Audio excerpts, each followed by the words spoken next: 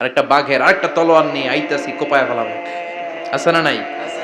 সবগুলোর সামনে যায়, যে যে দেখে আর অবাক হয় কত ধরনের খোদার কাছে এরা কত কিছু চায়। আর যে দেখে প্রত্যেকটার সামনে ডেজার্টস আইটেম, মিষ্টান্ন, এক একটার সামনে রসমালাই, এক একটার সামনে কালো জাম, লাল জাম, রসগোল্লা, চামচাম, দুধ মালাই, মালাই চপ, আছে না নাই? জিব্বায় পানি চলে আসছে নাকি? তো সাইয়েদনা ইব্রাহিম অবাক, কি রে এত মূর্তি, এত ডিজাইন, এত ভাবে এরা অঙ্গভঙ্গি করে আছে, এত খাবার দেয়া, খায় না কেন? সাইয়েদনা ইব্রাহিম ভাবলেন মনে হয় নাগাল পাই না, আমি একটু তুল্লা ধরি।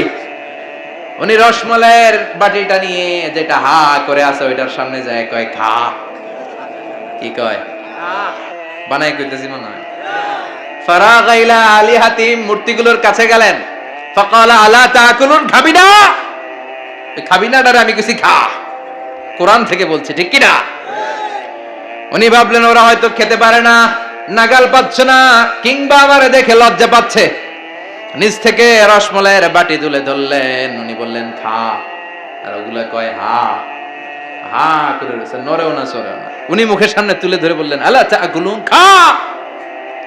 সবগুলার সামনে গেলেন, খা খা, কেউ খায় না, ওগুলো হা করে আছে। সাইয়েদনা ইব্রাহিম বললেন খা, কেউ কথা কয় না। উনি বললেন খাবি না কেন, তাইলে কথা ক। এই যে কষ্ট করে উড়াইলি, মুখের সামনে দিলাম, খাবি না কেন, কথা বল। আলা তাকুলুন, খাবি না কেন, কথা বল। মালাকুম লা তাতাকাল্লামুন, খাবি না কেন, মালাকুম লা তানতিকুন, হয় খা নাই কথা ক।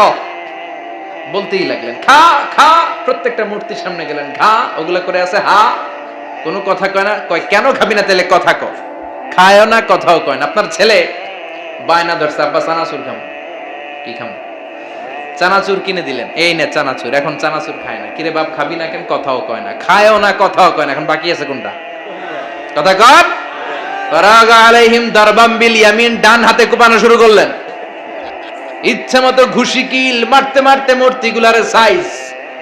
ফারাগা আলাইহিম দারবাম বিল ইয়ামিন, এক একটা নবীর হাতে জান্নাতি শক্তি দিয়েছে কে?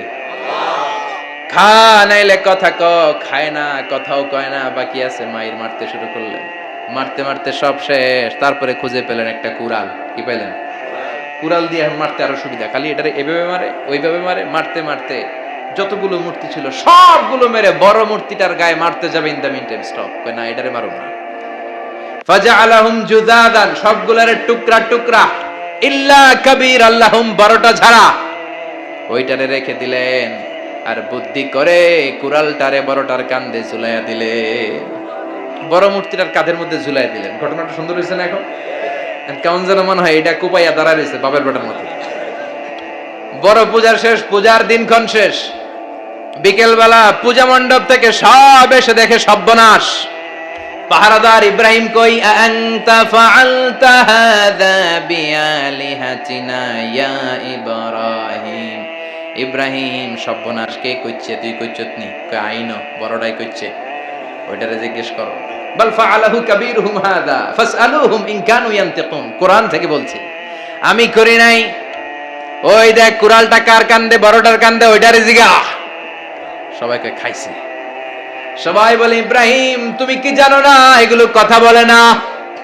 সাইয়েদনা ইব্রাহিম বলে যে এটা কথা কয় না, ওইটার পূজা করস কেন? যেটা কথা বলে না, যেটা নিজেরাই নিজেদেরকে মায়ের থেকে বাঁচাতে পারে না, নিজেরাই নিজেদেরকে রক্ষা করতে পারে না, তোরে কিভাবে রক্ষা করবে? এগুলোর পূজা কেন করিস? ফাবুহিতাল্লাযী কাফার, কারো কোনো জবাব নাই, লা জবাব। সবাইকে ইব্রাহিম তুই বড্ড বেড়ে গিয়েছিস, তোরে নমরুদের কাছে নেওয়া হবে, রশি দিয়ে পেঁচিয়ে নমরুদের কাছে নেওয়া হলো। নমরুদের নাম শুনছেন? শোনেন নাই বোধহয়, শোনেন নাই? পৃথিবীতে 4 জন বাদশা ছিল, যারা গোটা বিশ্বের বাদশা। গোটা বিশ্বের 2 জন কাফের, 2 জন মুমিন। মুসলমানের একজন হচ্ছে যুলকারনাইন, আরেকজন হচ্ছে সাইয়েদনা সুলাইমান। কাফেরের একজন হচ্ছে বাখতানাসার, আরেকজন হচ্ছে নমরুদ। এই নমরুদের কাছে নিয়ে যাও রশি দিয়ে বেঁধে। এবার নমরুদের সাথে কি ডায়ালগ মারছে এটা তো আর কোরআনে নাই। কথা কম, এটাও আছে। নমরুদ বলে ইব্রাহিম শুনলাম তুমি নাকি আমাদের খোদাগুলোরে মারছো, তুমি নাকি কোন আল্লাহর ইবাদত করো, তুমি নাকি কোন নতুন রবের তথ্য নিয়ে আমাদের বাবেল নগরীতে আগমন করেছো। আমি ছাড়া কোনো খোদা আছে বলে তো আমি শুনি নাই। এই বাবেল নগরীতে আমি ছাড়া কোনো খোদা আছে আজকে নতুন শুনলাম। কে তোমার খোদা, কি তার পাওয়া? এবার ডায়ালগ মারা শুরু করলেন সাইয়েদনা ইব্রাহিম। সাইয়েদনা ইব্রাহিম বললেন, রব্বি আল্লাযী ইউহয়ী ওয়া ইউমীত। আমার রব এমন রব যিনি জীবন দেয় আবার মরণও দেয়। জীবন দেয় কে? মরণ দেয় কে?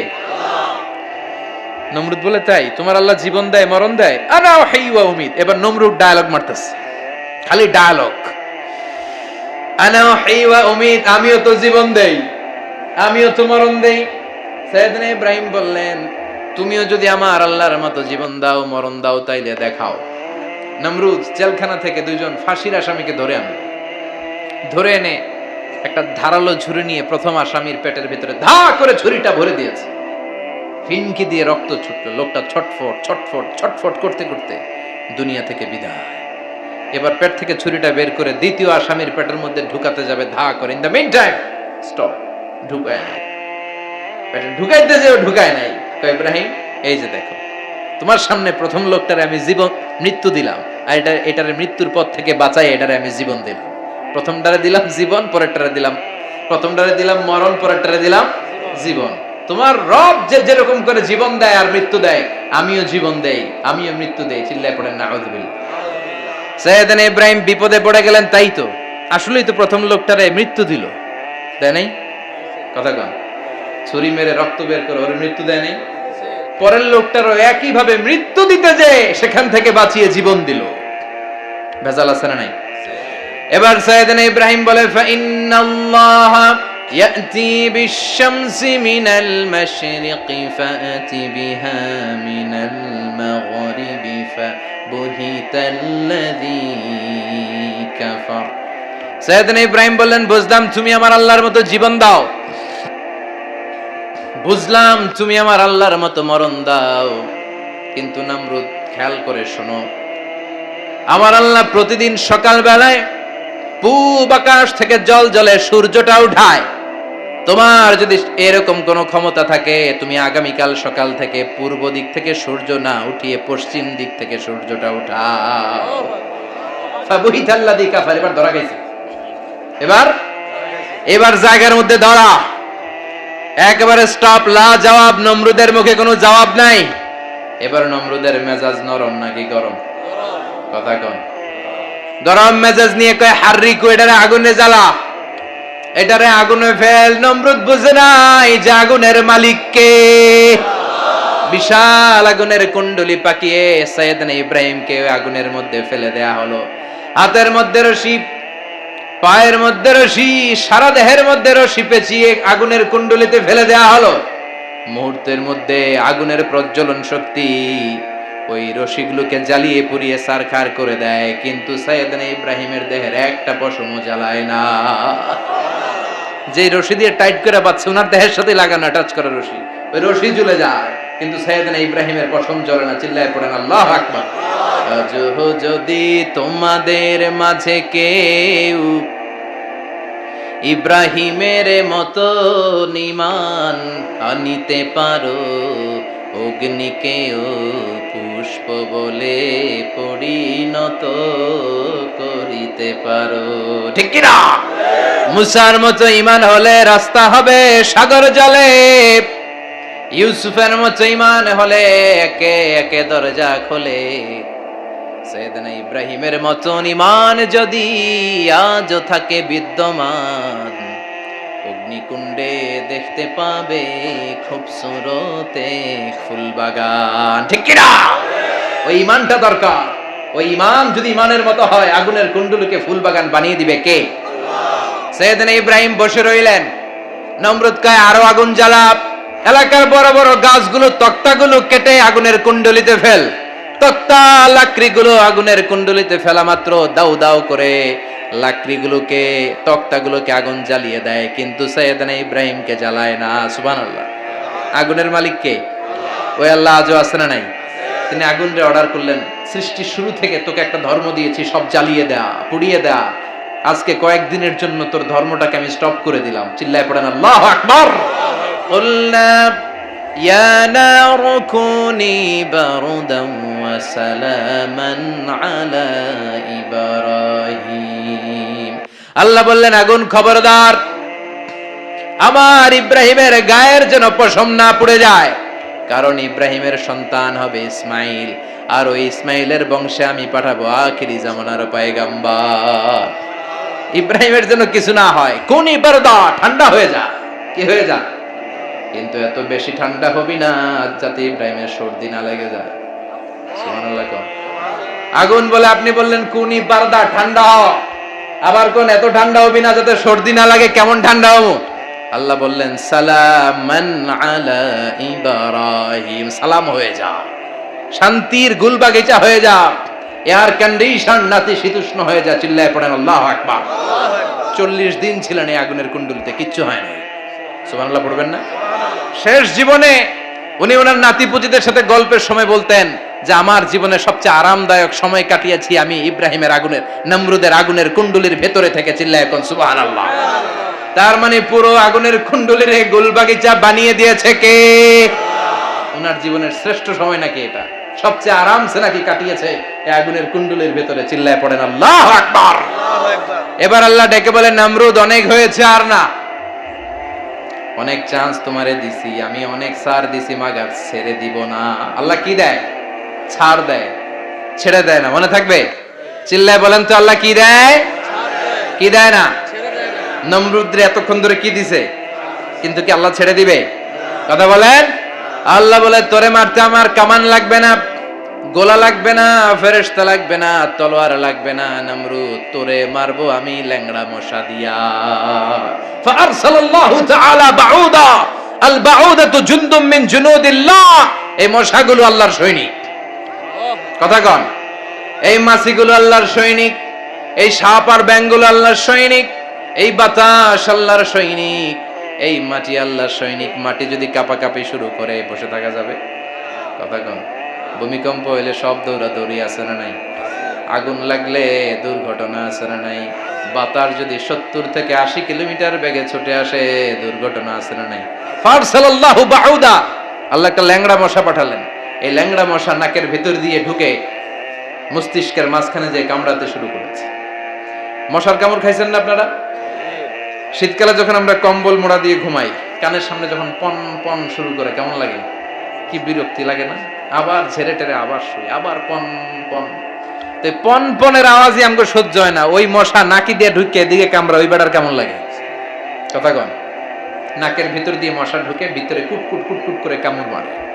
এই কামড় খাইয়া নমরুদ এবার নাচানাচি শুরু করছে। I M A disco dancer. Or dance দেখে সবাই হাসে, একেবারে I M A disco dancer. Or dance দেখে সবাই অবাক। ঘটনা কি? খোদাই লাফায় কে? এতদিন ধরে সবাই নমরুদরে পূজা করতো আর বলতো নমরুদ সবচেয়ে বড় খোদা, নমরুদ সবচেয়ে। এখন খোদা কি করে? ড্যান্স দেয়। চিল্লা এখন কি দেয়? এবার নমরুদ বাঁচার জন্য মাথার মধ্যে আঘাত করে, কিন্তু মশা বের হয় না। চিল্লায় আওয়াজ করে উত্তরে বলেন, মশা ঢুকছে কার অর্ডারে? এই মশা বেরোবেও কার অর্ডারে? মাথার মধ্যে আঘাত করে ঘুষি মারে, কিল মারে, কিন্তু মশা বের হয় না। এবার আশেপাশের যারা আছে খাদেম খুদ্দাম কয়, তোরাও ঘুষি মার। খাদেম খুদ্দাম মনে মনে কয়, আজীবন অনেক মারছস, আজকে আমরা মারুম। সুযোগ পায়া কিলের উপর কিল আর ঘুষি। আজীবন অনেক কাজ করাইছিস আমাদেরকে দিয়ে, অনেক জুলুম করেছিস, আজকে সুযোগ পাইছে মতো মাইরা লই। খাদেম খুদ্দাম ওরাও কিল ঘুষি। ঘুষাইতে ঘুষাইতে চেহারার মানচিত্র পাল্টাই দিছে, মাকার মশা বের হয় না। এই মশা ঢুকছে কার আদেশে? কথা কন। এই মশাটা যদি বেরোতে হয়, অর্ডার লাগবে একজনের। চিৎকার করে বলেন, তিনি কে? নিজেও মারে, বেরোয় না। খাদেম খুদ্দামরা মাথার মধ্যে কিল ঘুষি মারে, বেরোয় না। নমরুদ কয়, এবার আমারে জুতা মার। কি মার? আমরা পরি প্লাস্টিকের জুতা, বাটার জুতা, অ্যাপেক্সের জুতা। আগে পড়তো খরমের জুতা। খরমের জুতা বানাই কি দিয়া? কথা কন। এবার কাঠের জুতা দিয়ে খাদেম খুদ্দামরা মাথার মধ্যে বাড়ি। পিটাইতে পিটাইতে মাথাটাকে ফাটিয়ে রক্তাক্ত করে জামিনের মধ্যে নমরুদরে শুইয়ে দিয়েছে। আর আল্লাহর সৈনিক সেই বাউদা মশা নাকের ভেতর থেকে শূন্যে উড়াল মেরেছে। চিল্লায় পড়েন আল্লাহু আকবার। তার মানে এত শক্তিশালী হয়েও, গোটা বিশ্বের রাজা হয়েও নমরুদের ক্ষমতা নমরুদরে বাঁচাতে পারে নাই। চিল্লায় পড়েন ঠিক কিনা? এজন্য ক্ষমতা কাউরে বাঁচাতে পারে না। দাপট কাউরে বাঁচাতে পারে না, অহংকার কাউরে বাঁচাতে পারে না, সৈন্যবাহিনী কাউরে বাঁচাতে পারে না। বাঁচাতে পারে একজন, চিৎকার করে বলতে হবে তিনি কে? পৃথিবীতে কেউ তো স্থায়ী হয় না, হোক না সে ফেরাউন কিবা নমরুদ। কেউ ভাবে চিরদিন রয় না, কেউ ভাবে চিরকাল রয় না। পৃথিবীতে কেউ স্থায়ী হয় না। নমজে পড়ো আজ দিলে মে তোমার চরণ তলে, হৃদয় যায় নামাজ। হে নামাজি আমার ঘরে, নামাজে পড়ো আজ দিলে মে তোমার চরণ তলে, হৃদয় যায় নামাজ। আল্লাহু আকবার পড়েন। তিনি দোয়া করলেন, আল্লাহ রব্বি জাআলনি মুকিমাস সালাহ। আল্লাহ আপনি আমার নামাজ কায়েমকারী বানান। কি কায়েমকারী? তার মানে নামাজ পড়লে সবাই মিলে পড়তে হবে, ঠিক কি না? নামাজ কায়েমকারী বানান। আমার সন্তান ইসমাইলের নামাজ কায়েমকারী বানান। আমার দোয়াটা কবুল করেন। কবুল করে নিল কে? আবার বললেন, আল্লাহ মক্কার নিরাপদ বানান। কবুল করলো কে? আবার বললেন, ওয়াবা'আস ফীহিম রাসূলা। আল্লাহ এই শহরে একজন নবী পাঠান। কবুল করলো কে? যত দোয়া করছে সব কবুল করে নিল কে? এজন্য সাইয়েদনা ইব্রাহিমের জীবনী থেকে কি কি শিক্ষা গুনতে শুরু করেন। নাম্বার 1, আল জিহাদু দিদ্দা শিরক। ওনার জীবন থেকে প্রথম শিক্ষা হচ্ছে শিরকের বিরুদ্ধে জিহাদ। মুমিনের জীবনে জিহাদ চলবে কিসের বিরুদ্ধে? উনি মূর্তির সাথে আপোষ করে নাই, গাছের সাথে আপোষ করে নাই, মাছের সাথে আপোষ করে নাই, ধ্রুবতারা চাঁদ সূর্যের সাথে আপোষ করে নাই। উনি এক আল্লাহকে খুঁজে পেয়েছে। চিল্লায় বলেন ঠিক কিনা? আল্লাহ সব গুনাহ ক্ষমা করে, শিরকের গুনাহ ক্ষমা করে। 2 নাম্বার শিক্ষা হচ্ছে সত্যকে অন্বেষণ করতে হবে। ওইটা আমার বাবার বিরুদ্ধে যাক, ওইটা আমার দাদার বিরুদ্ধে যাক, ওইটা আমার দলের বিরুদ্ধে যাক, ওইটা আমার মতের বিরুদ্ধে যাক, সত্য যেখানে আমিও সেখানে। চিল্লা এখন ঠিক কিনা? এটা হচ্ছে সাইয়েদনা ইব্রাহিম আলাইহিস সালামের ঈমান স্পিরিট। শিরকের বিরুদ্ধে মুমিন জিহাদ করবে। সত্য যেখানে আছে মুমিন তালাশ করে সেটাকে ছিনিয়ে আনবে। সাইয়েদনা ইব্রাহিমের জীবনী থেকে 3 নাম্বার শিক্ষা হচ্ছে ভিশনারি অ্যাটিটিউডের হতে হবে মুমিনের। আমরা খালি 10 বছরের হিসাব করি, 20 বছর, 50 বছর। ইহুদিরা হিসাব করে 200 বছর। কোন কাজ করার আগে 200 বছর পরে কি হইতে পারে ওইটা হিসাব করে। সাইয়েদনা ইব্রাহিম এরকম ভিশনারি ছিলেন। এজন্য দোয়া করেছেন, রব্বানা ওয়াবা'আস ফীহিম রাসূলা। আল্লাহ যদিও ধুধু প্রান্তর জনমানব হীন একটা এলাকা, আপনি এলাকায় এমন একজন নবী পাঠায়েন যেই নবীর আঁচলের নিচে গোটা বিশ্বটা একত্রিত হয়ে যাবে। কবুল করলেন কে? কি ভিশন দেখছেন, কি ভিশনারি অ্যাটিটিউড। তিনি তখন থেকেই বিশ্বনবীকে দেখতে পেয়েছিলেন।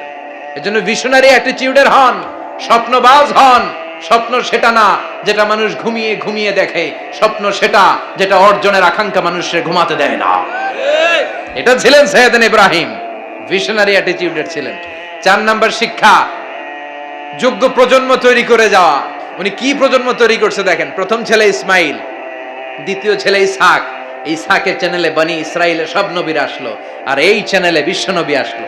তার মানে বাপকা বেটা সিপাহিকা ঘোড়া। প্রজন্ম তৈরির দরকার আছে না নাই? শিরকের বিরুদ্ধে লড়াইয়ের দরকার আছে না নাই? আর নবীদেরকে মডেল হিসেবে মানার দরকার আছে না নাই?